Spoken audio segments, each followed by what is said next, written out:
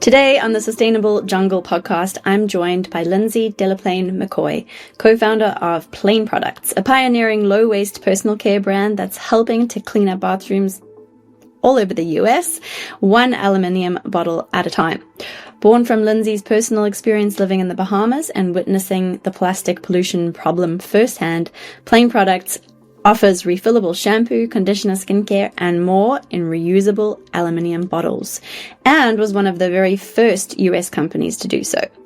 We talk about Lindsey's personal journey from nonprofit work to launching a sustainability-first brand, the impact of refill systems, and what it takes to challenge the norms in the beauty and personal care industry.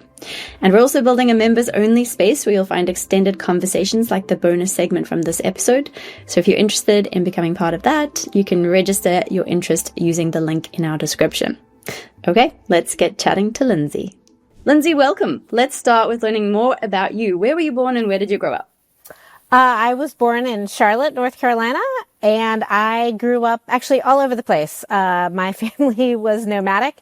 So I've lived in, 6 or 7 states, I think, at different points. So it's funny. People always say, where are you from? And I'm like, what do you want to know? Do you want to know where I was born, where I grew up, where I last lived? I got to live abroad. I lived in the Bahamas. My husband's from the Bahamas, and I'm actually back in North Carolina now as an adult. Very nice. What took you back to North Carolina? Did your family stay there? No, my family the rest of my family, went back to Cincinnati, Ohio, where my grandparents were all from. My mom and sister are back there now. But as I mentioned, my husband's from the Bahamas. We lived there for 10 years. And when we decided to move back to the U.S., Cincinnati was not an option. It is landlocked. It is in the middle of the Midwest. And so that was not going to happen. So North Carolina was our compromise. We both lived in the States at different points, and it's close enough to Cincinnati, and we're on the water. So he sails. So we can do that. And yeah, it's been great. We love it. The pull of the ocean is a real thing. If you have it in your bones, you gotta be near the ocean, right? Yes. Now, you actually come from a nonprofit background, which is something quite different from running a product business. Yes. Well, when I was growing up, if you wanted to do good in the world, you did not go into business. You did something else. So I ended up getting a master's in public affairs, which is kind of like an MBA for government and nonprofit. And it turned out that I was too impatient for government work. So I ended up going into the nonprofit world. Lived in Colorado, worked for a community foundation, did a lot of capacity building, and then met my husband, ended up in the Bahamas, and ran an environmental education group there. And, at the time I was getting into it, my main qualification was that I lived in Boulder, Colorado, and had heard the term zero waste and had recycled. But got to meet so many amazing people living in the Bahamas, scientists coming in, people doing research, people visiting and helping out. And I would go to these beautiful remote places and find plastic. And I would do beach cleanups with kids and find plastic. And I would end up at a dump site and see plastic burning. And so when scientists started to say there could be more plastic than fish in the ocean by 2050, and this was around 2015, I was like, oh, I can actually see it. Like in a way in the States, when you're in the States, you don't, we're very good at making things disappear here. The things we don't want to see. So there, I did see it. And so that's how I got involved in the plastics issue. And happily now, you can do good with business. So we decided to try and start a business to give people an option. That was not, shampoo in a plastic bottle. And what did make you feel pulled to the business model versus setting up a nonprofit to collect the plastic waste or something like that?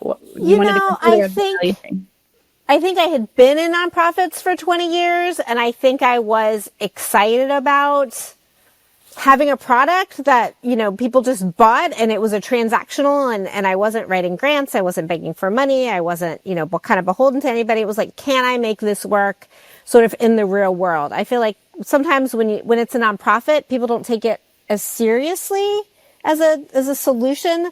But my whole thing with this was to prove that it could work. To prove that commercially, financially, reuse was a solution, was a viable alternative to disposable plastic. And so starting the business was a part of doing that. And I understand that the business was founded with your sister. So how did that happen? How did that conversation go? And what happened? Yeah, I was in the Bahamas in 2015. I was staring at these plastic bottles in my shower, trying to figure out how I could stop buying them. I was inspired by my age, the Netflix model. I don't know if anybody remembers, but once upon a time, you got a DVD from Netflix and you watched it and then you sent it back and they sent you another one. And I was like, why can't we do that with bottles? So I actually called my sister and I said, hey, you know what? I see an opportunity. Our dad had a bunch of small businesses growing up, so it didn't seem crazy for us to start a business. I was like, I had this idea. I think I can make it work. You know, we're going to move back. Are you in? And she was like, I'm in, which is great because I am a problem solver. I am impatient. You know, I would have launched with whatever I could find in a bottle, probably hand wrote the label and put it out in the world. And she is a perfectionist. I mean, she, you know, made us go through 10 different manufacturers before she found a product she was happy with. She went into that essential oils room for 3 hours and found the right scents. I was like, call me when you're down to your last two. You know, we're just a really good, together we make a really amazing company owner. So I'm delighted that she is with me in this. Oh, that really resonates. My husband Lyle and I run SJ together, and he's like you. He's just like, let's just do it. And I'm just like, whoa, we need to think about this. We need about 40 spreadsheets before we do anything, you know? So, yes, but you do need that you do need both, I think, to make it work so that you can, you know, not rush into things, but also not get anything done, right? Yeah, I mean, that's what she said. She said she would have never launched. I mean, she would still be tweaking things. So, yeah. Exactly. So I think that works really well. And for anyone new to Plaine Products, we should cover what it is. So can you share a bit about the brand? What products do you offer? Where do you operate? And what's the core mission? Yes. So, Plaine Products, Plaine. My sister and I share this maiden name of Plaine. So that was part of where that came from, as well as sort of a plain and simple solution to plastic pollution. And we started with a shampoo, a conditioner, and a body wash, and 1 scent, rosemary, mint, vanilla. And the idea was you come to the website, you order a product, it comes with a pump to your door. And then when you're running low, you come back, you get a refill, and we send just the bottle and a return label.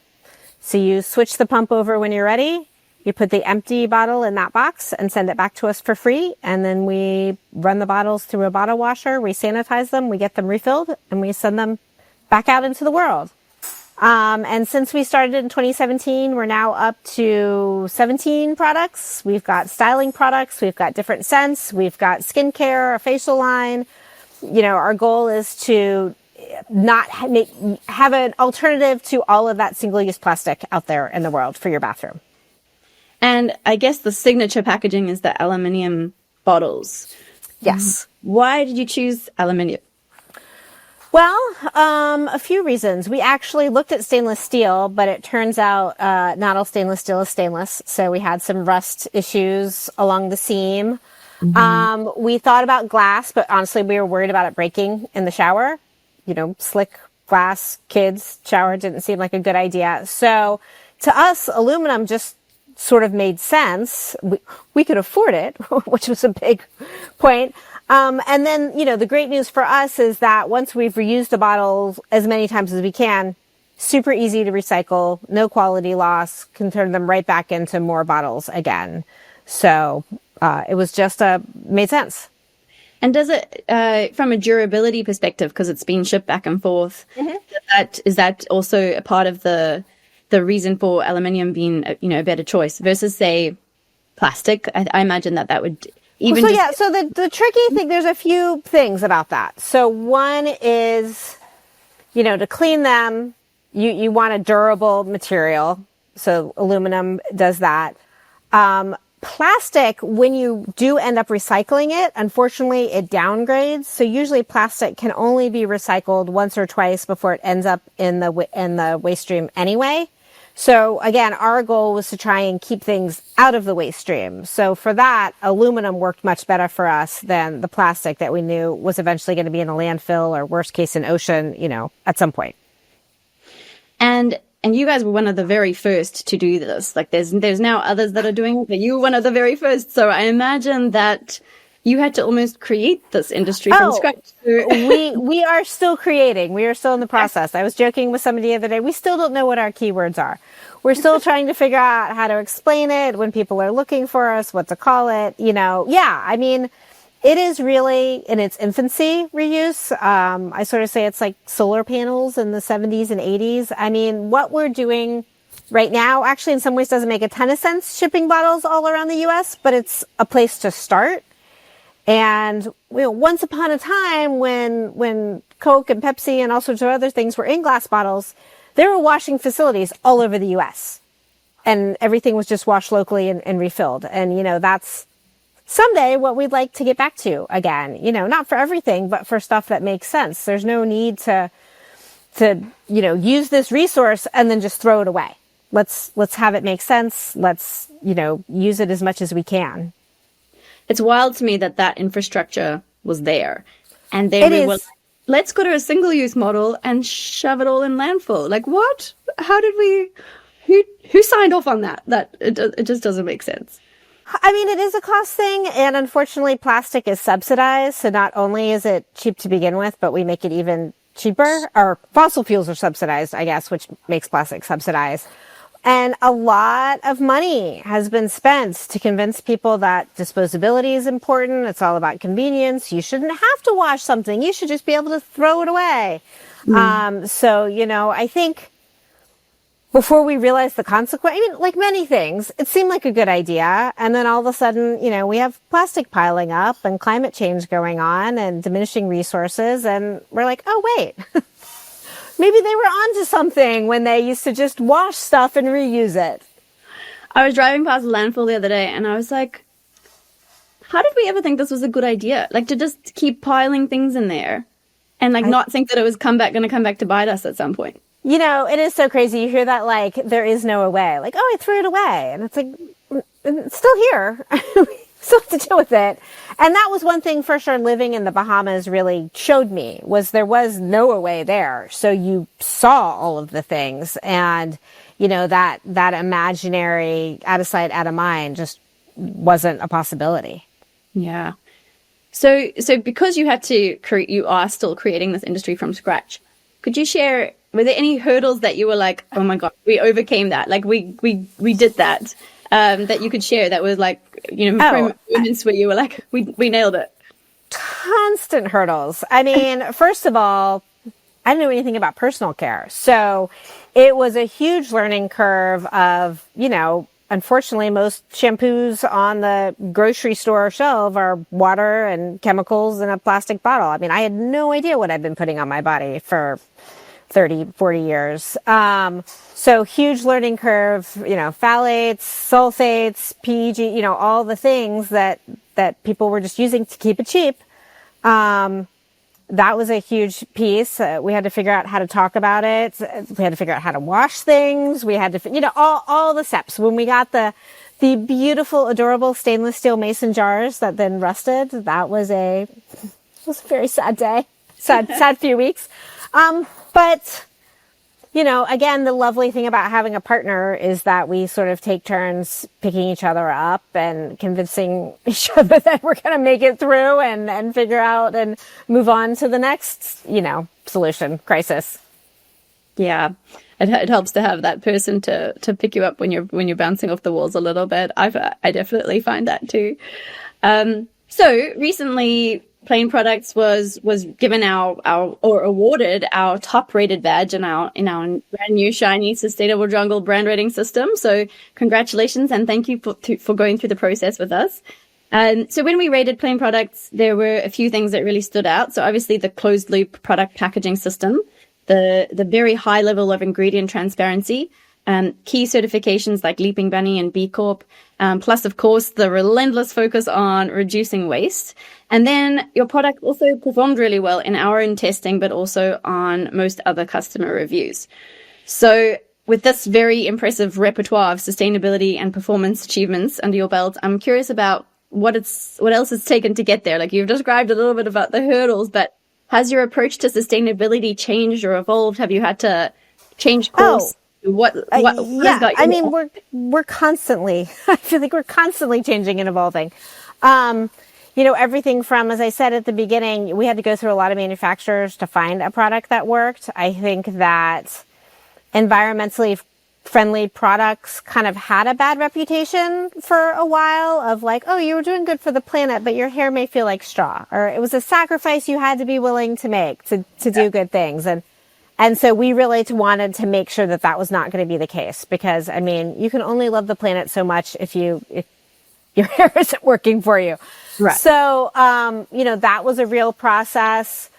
We obviously had never been in consumer packaged goods. So we made these bottles and we printed on them, and then we were like, oh, it doesn't say like reuse me anywhere. We should probably put a little bit more information on the bottle. So if in our head, it was like, oh, only people who were at the website would buy them. But then we started working with stores and working with partners, and we were like, oh, we have to explain this a little bit better. And then, so the way we were printing was chipping off. So we're like, oh, we need to print them differently. And the bottles were getting dented. And we're like, oh, we need to design better boxes and thicker cardboard. And I mean, it's just kind of just continues to be an evolution. I'm still hoping someday somebody's going to invent an amazing metal pump that we can use so we don't have to use plastic pumps. But that has not come, but looking forward to that day when that occurs. I mean, I think it's sort of a constant process of evolution. I mean, we refer to sort of progress, not perfection. The idea that, you're doing the best you can at the moment with the information that you have. And that may not still be true a year from now, but you were doing the best that you could when you were. Yep. And I guess that's all we could ever ask for, is to just, try to do our best. But on the metal pumps, we just rated a brand called Owe from Italy, and they have metal pumps. Ooh. They're not a refillable brand, but they're like a luxury personal care and beauty brand. Okay. And they have metal pumps. So I'm going to hop on in. Yeah, please do. Yeah, they're all the other little things like the droppers and the the mini pumps are still plastic, but the big ones are metal. So I'd be excited to see it. So milestones. Are there any milestones for you that you are most proud of, that you're like, yes, that is the milestone that really stands out for us? Early on, it was the first time that somebody, you look and you're like, oh, I know that person. Oh, wait, no, I know how they found us. Oh, okay. Yeah. Like the first person that neither one of us could figure out how they found us. It was just a perfect stranger, came and bought something and then later returned the bottle, was a huge win. Just because it was this, as you said, we were kind of one of the first people doing it. It was this crazy idea. We had no idea if it was going to work or not, if people were going to buy into being a part of the solution. So it's still, to this day, shocks and amazes me when we have a warehouse. We started my sister's garage. We have a warehouse now. We bought this abandoned building and converted it into a warehouse and fulfillment and bottle washing, and we have all of it there. I still get teary when I walk in there and I see all the packages coming back and the stuff. It's just crazy to me that it worked. It's working. It's working. And we are just about at 800,000 plastic bottles that we've replaced, which is amazing. That's so good to hear, and such a relief, because we keep seeing so many refillable brands, or at least in Australia here, we've seen like some of our favorites going out of business, and it's like, or just deciding that it's too hard to make it work. So it's just so nice to hear that the model can work and is working. And I know that it's an evolution and that it can always be better and so on, but it can work, and it's good to see, brands like yours proving that it can. Yeah, I think for us, we have tried to grow slowly and keep it sustainable. I think there is, temptation to take money or to go big and get into huge stores. And for me, the reality is just the movement isn't there yet. It's amazing when people are thinking about these issues, when they're aware that maybe they want to have less chemicals in their life, or they want to stop throwing away plastic, or stop contributing to, plastic pollution or climate change and being a part of the fossil fuel economy. When they find us, they're so excited. But unfortunately, that is still a small minority of the population that is thinking that way. And that's just a reality. So, I think that sometimes brands can unfortunately get a little bit ahead of the population and where consumers are. And so we're just trying to be really intentional about how and where we grow, and make sure that we kind of keep pace with where people are. Yeah, I think that makes sense, especially in this industry. But one thing we noticed in the reviews when we were sort of reviewing for the brand rating was that your customer base is extremely loyal. What do you think people connect with most? I mean, obviously there's the refill and the whole idea that they're not throwing something in the trash at the end of their consumption. But is there anything else that you think that really customers really connect with and love about Plaine Products? I mean, I do think they work, as you said, and that is, that's the end. I mean, you have to feel good about the product, feel good about the ingredients, feel good about what you're putting on your body, and have it work, have it do what you want it to do, what you're paying for it to do. I do think that the closed loop model and people participating in that, it is nice to feel like you're taking a positive action in the world. Right.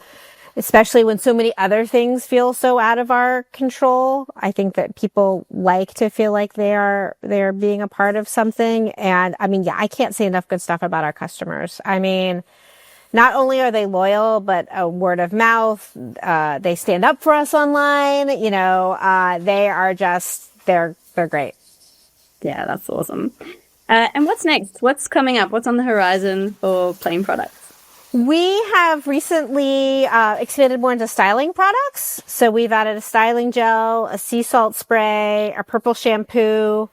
We've kind of just, our goal is not to just create as many products as possible and to fill your bathroom with so many things. We really look for where is there a hole, where is there, a gap that we can fill, that we can provide something that people can't find in any other way.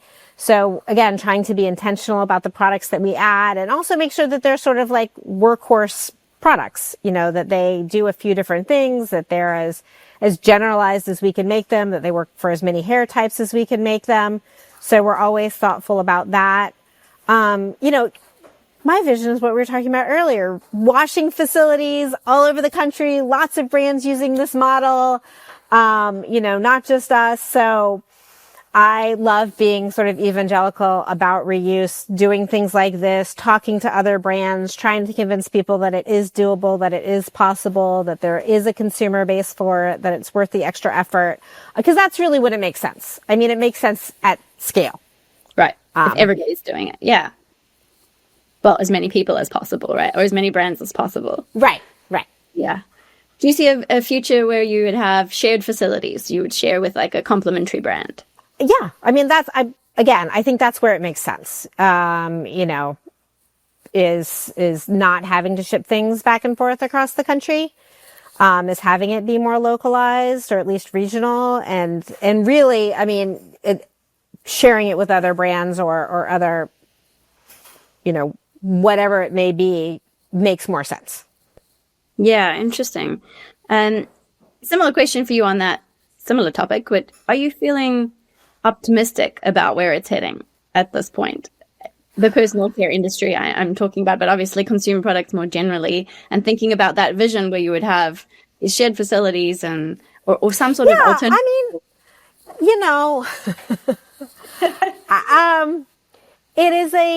It is a crazy world out there right now.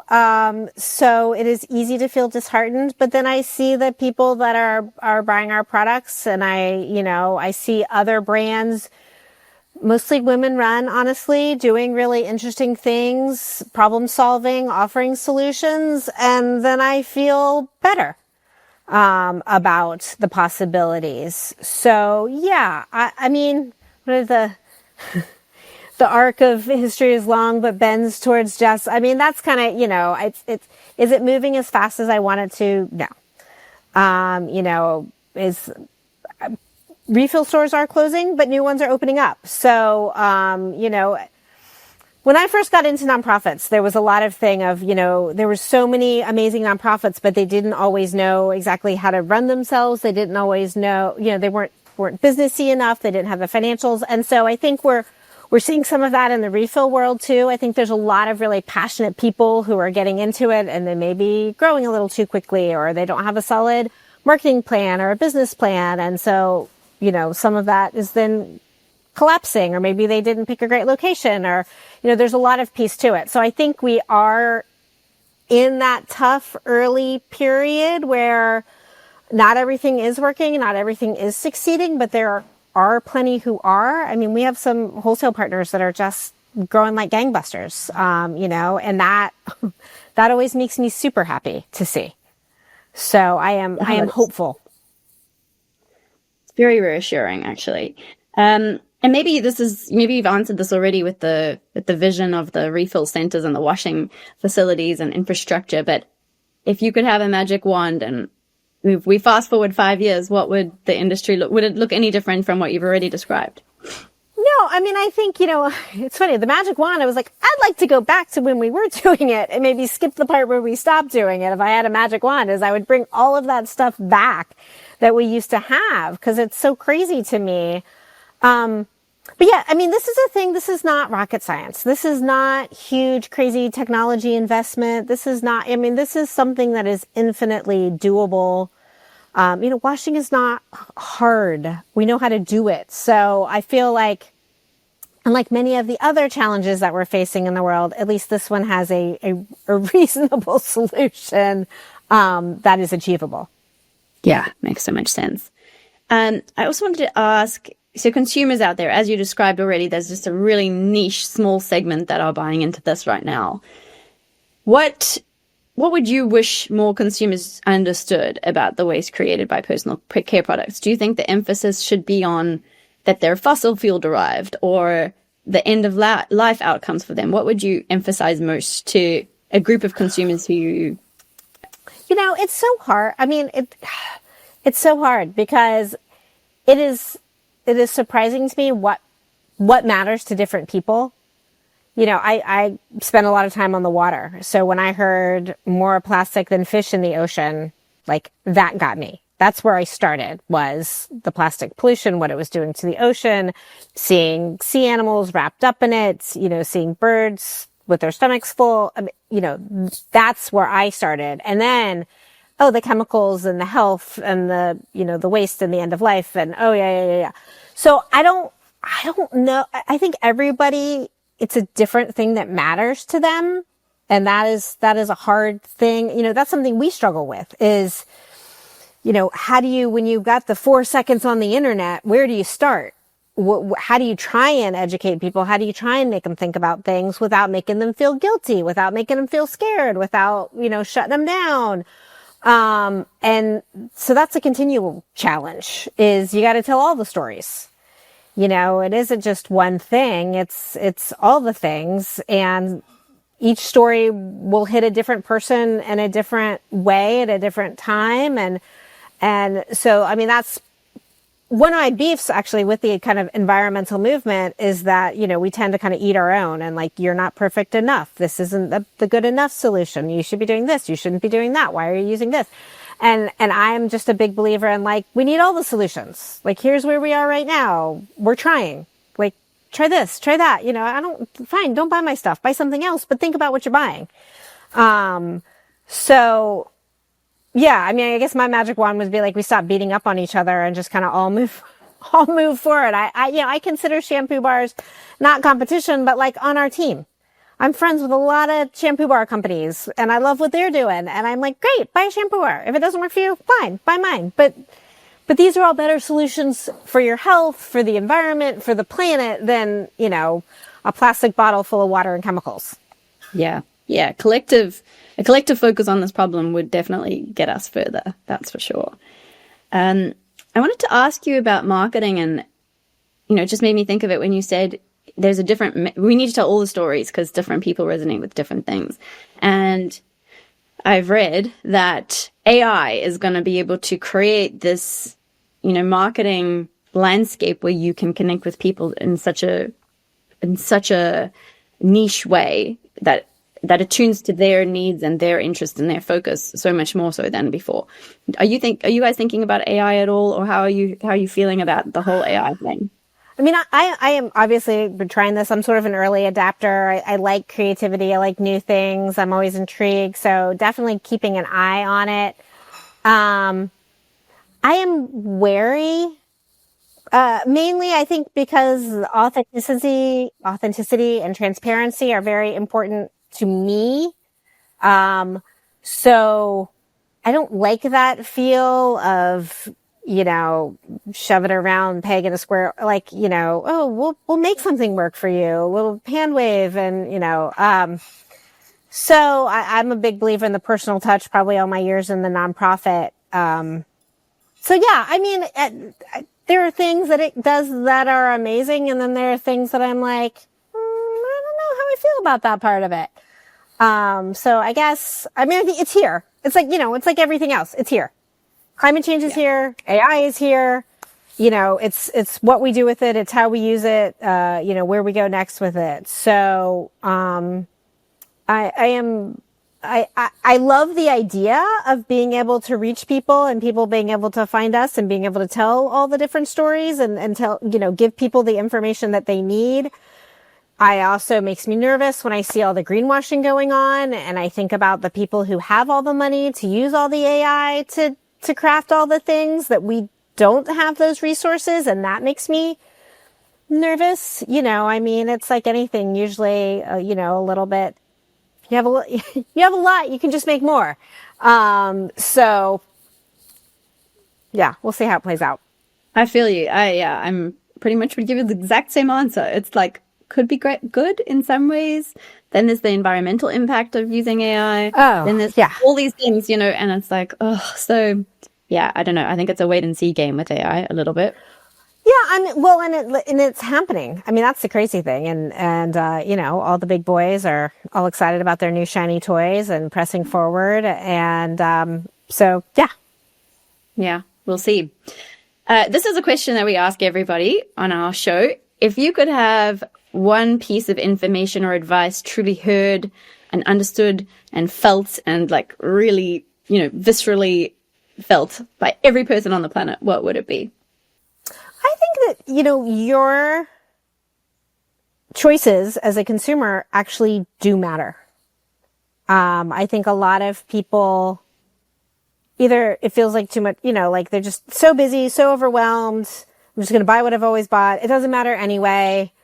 And I think it does matter. Corporations track very closely what people do and what they buy and why they buy it. And no corporation is going to willingly invest in washing infrastructure or in taking things back or, switching their packaging. They're only going to do it if consumers demand that they do it or shift, support other products. So we do collectively have a lot of power. And these are, as we were discussing earlier, these are solvable problems, so yeah, I just ask everybody, like, take a breath. Just give that extra moment to think about what could you buy a little bit differently? Where could you have an impact? I don't love the term zero waste. I don't think that that's like the key. I don't think that everybody needs to be perfect. I don't think that, it's like you're never going to buy something disposable. You're on your way to the soccer game. You forget the water bottle. Like you're going to buy that's just the way it is. But if we all made a few choices differently, it would have a huge impact. And it's not, we've been convinced that everything has to be easy. Everything should be disposable. Everything needs to be super convenient. And we're a little bit tougher than that. We can do a little bit better. We can carry reusable water bottles and bring a mug to the coffee shop. I'm convinced of it. I 100% agree. It doesn't have to be perfect, but there are so many little things that we can do. And they make a difference. Yeah, that do make a difference. Yeah, like the zero waste, I agree. The zero waste term, I used to be so, and I've said this before on the podcast, so regular listeners might be a bit like, oh, we've heard the story before. But I used to be so like, zero waste, and a little bit over the top on it. And then I had a baby and I was like, ooh, I understand that. Yeah, that's a big reality check.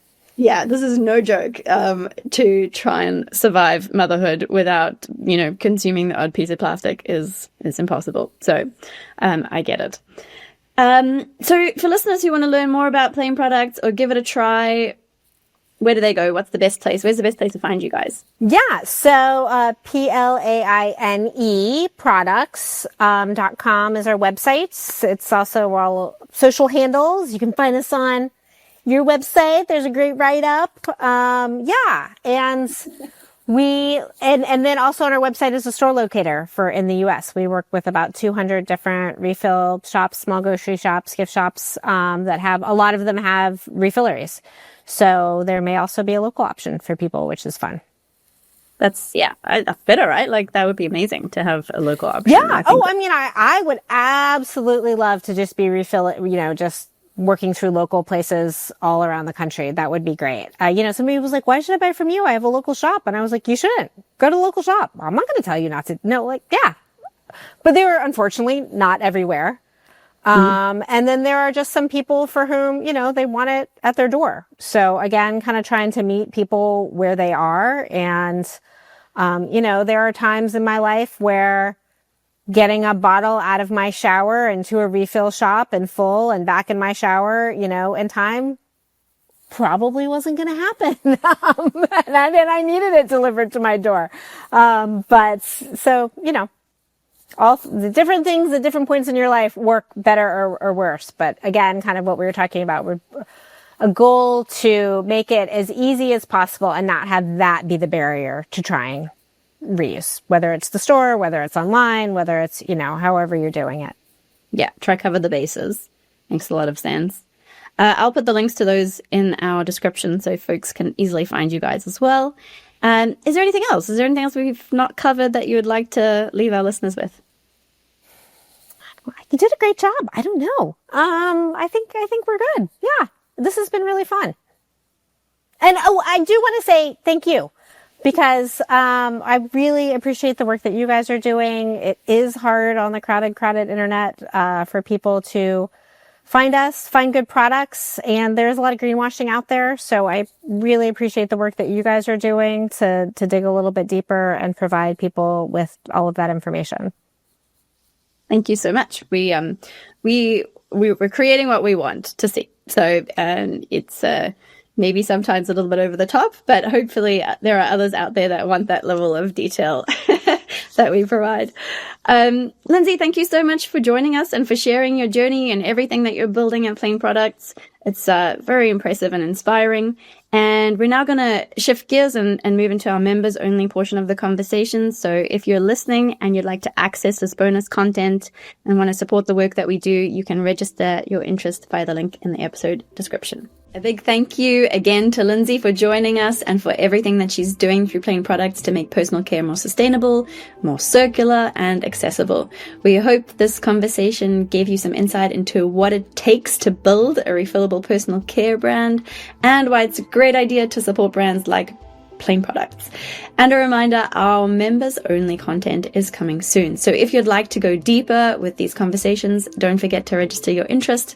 And we'd also love it if you followed us, subscribed, reviewed, left a comment. It all helps us grow and improve. Thank you so much for listening, and we'll catch you next time.